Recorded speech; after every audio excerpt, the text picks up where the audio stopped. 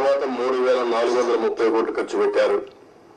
First time చరిత్రలో 13,683 కోట్ల రూపాయలు ఎవ్రీ ఇయర్ ఖర్చు పెట్టి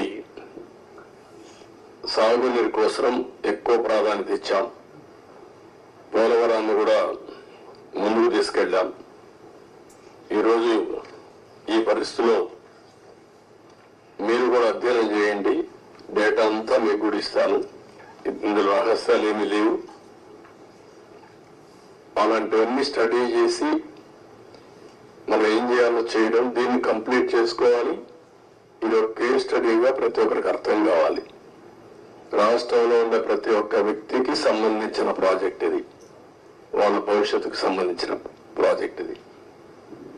ఏదేమైనా బాధ, ఆవేదన, ఒకసారి ఎమోషన్ కూడా వస్తుంది.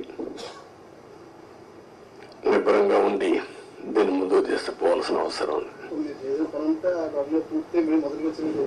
మొదటి కావాలి, రివర్స్కి వచ్చేది. ఇప్పుడు నీకు ఎన్నికలు తిరిగిపోతే ఏం చేస్తాను?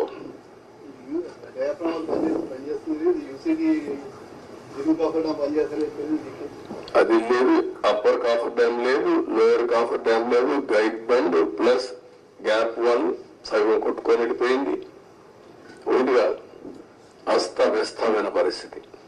సార్ రివర్స్ టెండరింగ్ అన్ని చేశారు కానీ డబ్బులన్నీ ఆదా చేస్తున్నామని చెప్పి వేరే సంస్థలతో పని చేయించారు. ఇప్పుడు దానివల్ల ఆదాయం ఎంతండి? ఇప్పుడు కథనంగా ఖర్చు అయిపోతుంది ఎంత?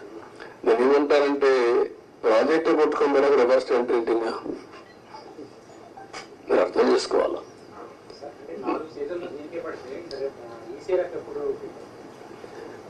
వాట్ ఐఎమ్ సేయింగ్, ఇది 3 సీజన్లలో పూర్తి చేసి ఈసీఆర్ఎఫ్ తీసుకురావాలా. దట్ ఈస్ ప్రైమరీ వాళ్ళు చెప్పిన రిపోర్టు. దాన్ని నేను ఇంకా అధ్యయనం చేయాల్సిన అవసరం ఉంది. ప్రాథమికంగా వాళ్ళు ఇచ్చినటువంటి రిపోర్ట్లు ఇచ్చిన డేటా నేను చెప్పాను.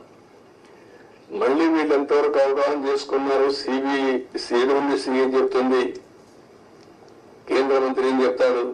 మళ్ళీ ఈ సమస్యలన్నీ పెట్టారు. వాళ్ళు ఎప్పుడు రిపోర్ట్లు ఇస్తారు?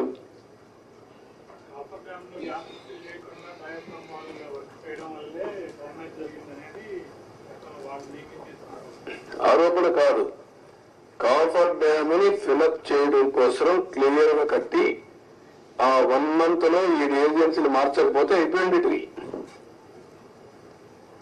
రావడం సేమ్ డే ఏజెన్సీలు మార్చేశారు.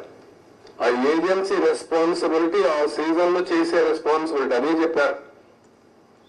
గవర్నమెంట్